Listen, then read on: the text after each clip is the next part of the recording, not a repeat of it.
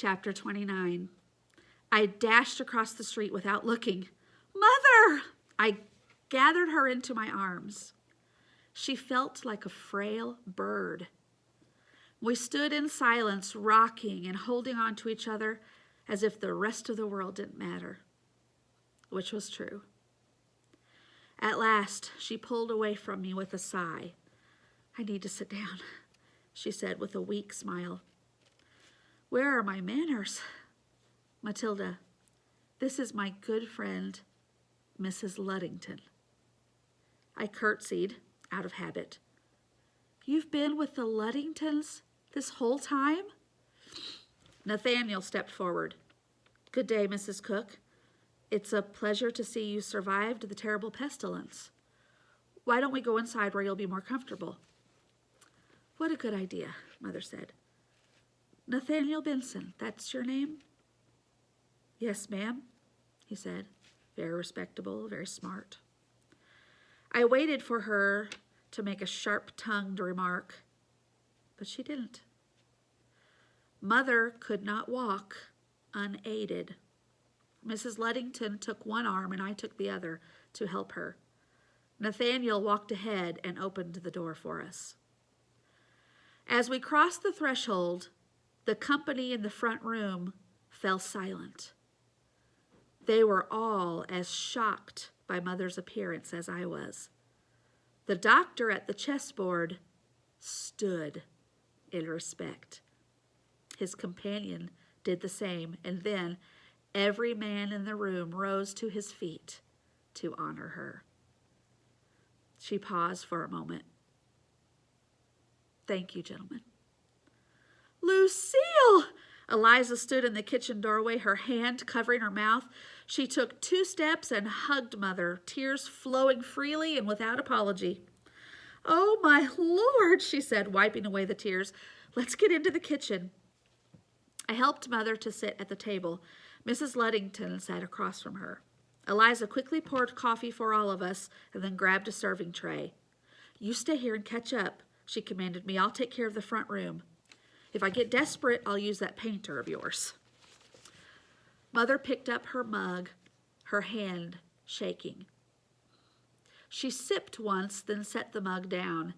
It seemed too heavy for her to hold. There were so many questions, so much to say.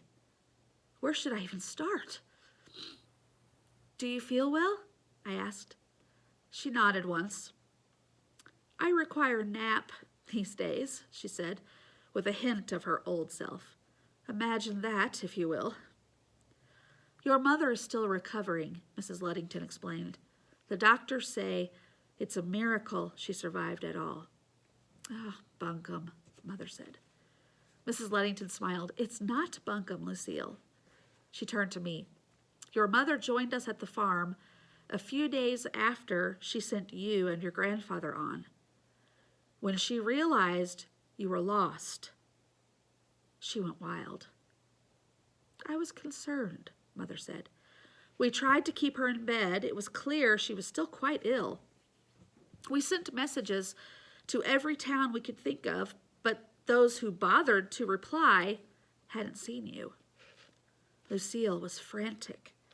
She rose at midnight and took one of our horses to search for you herself. We found her 2 days later, near death at the side of the road. It took weeks for her to recover. I'm much better now, Mother said. Mrs. Luddington shook her head in disagreement. We came when we heard that President Washington was returning. Lucille said that would be the sign that your grandfather was waiting for.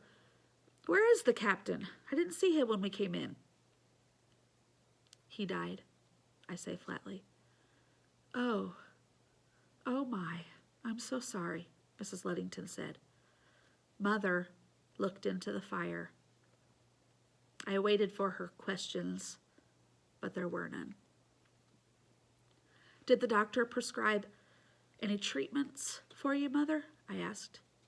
Mrs. Luddington jumped in. She is supposed to live a life of leisure. Those were his exact words. The second attack nearly took her off to join your father. It damaged her heart. She arched her eyebrows. She won't be able to run this coffee house anymore. She should sell it and buy a small house near us. Mother pressed her lips together tightly. We'll talk about that later, I said quickly. Can I get you something to eat, Mrs. Luddington? Some stew? The farmer's wife stood up. I promised my husband I would return today, and it is a long ride back. I must go. I tried to convince her to stay the night, or at least take a meal with us, but she was determined. She bent over and hugged Mother briefly, said goodbye to me, and left. I peeked in the front room. A few customers had left. The rest were smoking their pipes and enjoying their conversation. Mother coughed. Is this your work or Eliza's? She asked. Mine, I said, as I sat down across from her. I wanted to open again. Eliza wanted me to sell. The clock ticked. William is dead, then. The clock ticked again, then rang the hour. I waited until the noise stopped. Yes, in September. Oh, Maddie. Tears welled up in Mother's eyes. Dear God, I was so worried. I couldn't find you no matter where I looked. I searched and searched until I fell ill again. I couldn't sleep. I was so afraid you were... I'm fine. I'm fine. Shh, please don't cry. Everything's better now. I'm home. You're home. You don't have to worry anymore. I drew up a chair next to her, and she leaned against my shoulder. I cradled her head in my arms until her sobs quieted. Tell me how you fared, she said. I can remember so little, and I've lost track of all the weeks. I told her everything. From the time the death cart dumped her at our front door to that first frost. I didn't give her all the details of the intruders or the night grandfather died. There would be time for that later when she felt stronger. Mother's eyes drifted back to the fire burning in the hearth. Her hands lay in her lap, withered and limp. I had never seen her hands stay still before. They'd always been busy with cleaning or needlework or polishing. I had a sudden sense of what was to come, and I blinked away the tears. Help me upstairs, Maddie, Mother said. I need to rest. So, I want you to think about the difference in Maddie's mother and Maddie from the beginning of this book to the end. They've almost switched places. Do you kind of see that? Mother was always the strong one. She was the hard worker. She was the go-getter. She got things done, and she did it well. And she couldn't stand for people to be lazy or not busy. And Maddie was kind of the opposite of that. But now, look how the roles have reversed. Maddie has kind of now had to become the adult. Mother is frail. She can't do anything anymore. Maddie's going to have to take care of her, and she's going to have to be the one that does the work and gets things done while the mother sits back and enjoys it. And that's probably a pretty weird situation for Maddie to be in.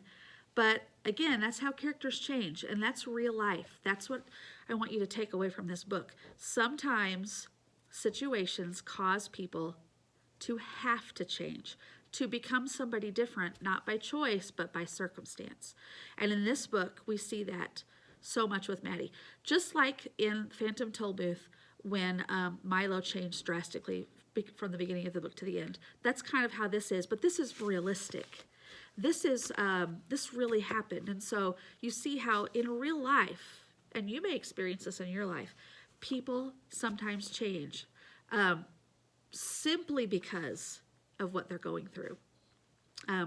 So that's a life lesson that you can take away from this. Only one chapter left.